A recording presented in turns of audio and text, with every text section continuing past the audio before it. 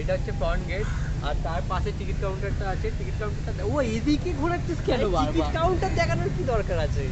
আমার পেছনে আপনারা দেখতে পাচ্ছেন যে কি সুন্দর হাতিকে টায়ারে কনভার্ট করেছে।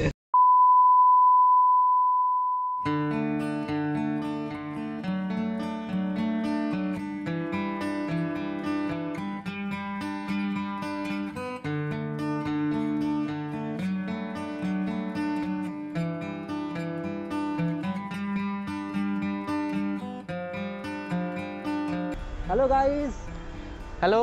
আমরা ধর্মতলা ট্রাম ডিপোর কাছে আছি। আমরা টায়ার পার্কে এসেছি। টায়ার পার্কটা দেখা। টায়ার পার্কে আমরা ভেতরে ঢুকবো একটু পরে। চলুন দেখি ভেতরে কি আছে, তারপর গিয়ে দেখাচ্ছি।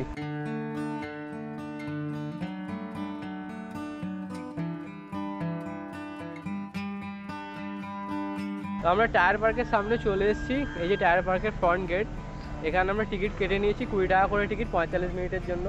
তো চলুন ভেতরে যাই, ভেতরে কি আছে গিয়ে আপনাদের দেখাচ্ছি।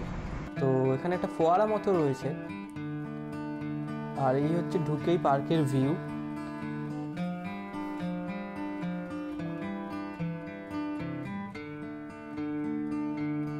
তো এখানে টায়ার দিয়ে বিভিন্ন রকম জন্তু জানোয়ার এবং অনেক কিছুই বানানো হয়েছে, যেগুলো দেখে খুব ভালো লাগছে।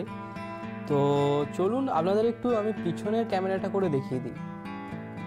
তো এখানে টায়ার দিয়ে WBTC লেখা হয়েছে, যেটা হচ্ছে ওয়েস্ট বেঙ্গল ট্রান্সপোর্ট কর্পোরেশন। এদেরই এই পার্কটা বানানো, এবং এই পার্কটা সকাল 8টা থেকে সন্ধ্যে 8টা অবধি খোলা থাকে, এবং বৃহস্পতিবার এই পার্কটা বন্ধ থাকে।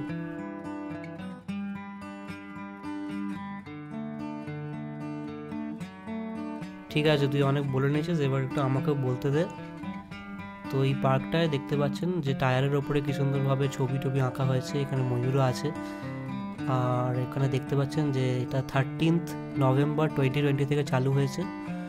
তো সুন্দরভাবে এখানে টায়ার দিয়ে চায়ের কাপ, তারপরে এখানে দেখতে পাচ্ছেন যে বসার জায়গা, সেইগুলো পুরো টায়ার দিয়ে বানানো। তো খুব ভালোভাবে সাজানো। আবার চলে এলো, কিছু বললে মনে হচ্ছে। তো আমরা টায়ার পার্কের ভেতরে এখন আছি। এখানে এই যে সিটিং প্লেসগুলো রয়েছে, টায়ারকে সিট করা হয়েছে, এবং টেবিল আছে। এখানে একটা ক্যাফেটেরিয়াও আছে ওই দিকটা করে, আর তার মেনুও আছে। এই যে এখানে মেনু আছে। তো আপনারা এখানে এসে হালকা টিফিন করতে পারেন। এখানে লোকেশনটা বলে দিই একদম। এটা হচ্ছে Dharmatala tram depot. Dharmatala tram ডিপোয় এসে আপনারা হয় গুগল ম্যাপ দেখবেন বা কাউকে জিজ্ঞেস করে নেবেন, তাহলে এখানে চলে আসতে পারবেন। তো খুব একটা কমপ্লিকেটেড নয় লোকেশনটা। এবং এখানে দেখতে পাচ্ছেন যে কি সুন্দর হাঁস, তারপরে নানা ধরনের ছবি, খরগোশ, অনেক কিছু বানানো হয়েছে। আমি এখন টায়ার পার্কের ক্যাফেটেরিয়াতে বসে আছি, এবং আপনারা পেছনে দেখতে পাচ্ছেন যে কি সুন্দর টায়ারকে কেটে এটা হাতি বানিয়েছে, এবং এটা অসাধারণ একটা আর্ট। মানে এত সুন্দরভাবে এরা ফেলে দেওয়া যে টায়ারগুলোকে, সেইগুলোকে এরা কনভার্ট করেছে আর্টেতে। এবং এই ক্যাফেটেরিয়াটা ওরা তৈরি করেছে, পুরোটাই কিন্তু টায়ার শুধু, আর কিচ্ছু নেই এখানে। তো দারুণ দারুণ, মানে আমার ভীষণ ভালো লাগলো এখানে এসে। এবং এটা কলকাতার প্রথম টায়ার পার্ক, এবং আমি যা জানলাম যে এটা ইন্ডিয়ারও প্রথম টায়ার পার্ক। এরকম ওয়েস্টকে দিয়ে দিল্লিতে এর আগে কাজ হয়েছে। দিল্লিতে এর আগে ওরা 7 ওয়ান্ডার্স বানিয়েছিল, কিন্তু আমাদের এই কলকাতাতে এখনও এরকম জিনিস হয়নি। তো এটা খুব ভালো লাগলো যে এরকম একটা ইউনিক কনসেপ্ট ওরা নিয়ে এসছে।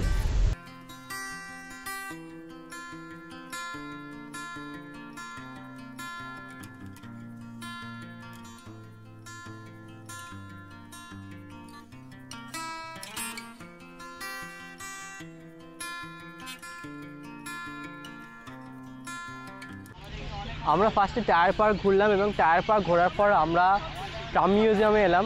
এবং টায়ার পার্কের যে টিকিট আছে, ওখানে যদি আপনারা 30 টাকার টিকিটটা কাটেন, তো আপনারা দুটো একসঙ্গে ঘুরতে পারবেন, টায়ার পার্ক এবং ট্রাম মিউজিয়াম। এবং এই ট্রাম মিউজিয়ামেতে কিন্তু ফটোগ্রাফি অ্যালাউড আছে, ভিডিওগ্রাফি অ্যালাউড নেই, ওই জন্য বাইরে এসেই আমরা ভিডিও করছি। তো কেমন লাগলো তোর ভেতরে? আমার তো দারুণ লেগেছে। ভেতরেতে অনেকগুলো মিনিয়েচার মডেলস আছে, তারপরে ওই পুরনো ট্রামের টিকিট, তারপরে ট্রামের যে কন্ডাক্টর ব্যাজেস, আরও অনেক রিলেটেড ব্যাজেস আছে। তারপরে পুরনো পেপার কাটিং, ট্রাম রিলেটেড অনেক অনেক পেপার কাটিংস, অনেক ডকুমেন্ট।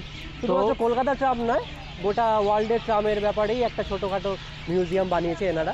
তো এই ট্রাম মিউজিয়ামের নাম হচ্ছে স্মরণিকা এই জায়গাটা খুব ইউনিক, আপনারা অবশ্যই এখানে এলে ঘুরে যাবেন। এবং ভেতরে একটা ক্যাফেও রয়েছে যেখানে আপনারা বসে ছোটোখাটো স্ন্যাক্স, চা, কফি এইসব খেতে পারে। তুই কি গেছিস? আমি চা খেয়েছি এবং কফি খেয়েছে। তো আপনারা নিজেদের মতো করে এরকম খেতে পারেন। তো চলুন ব্লগটা এখানেই শেষ করছি, আপনাদের সঙ্গে আবার পরের ব্লগে দেখা হবে। টাটা।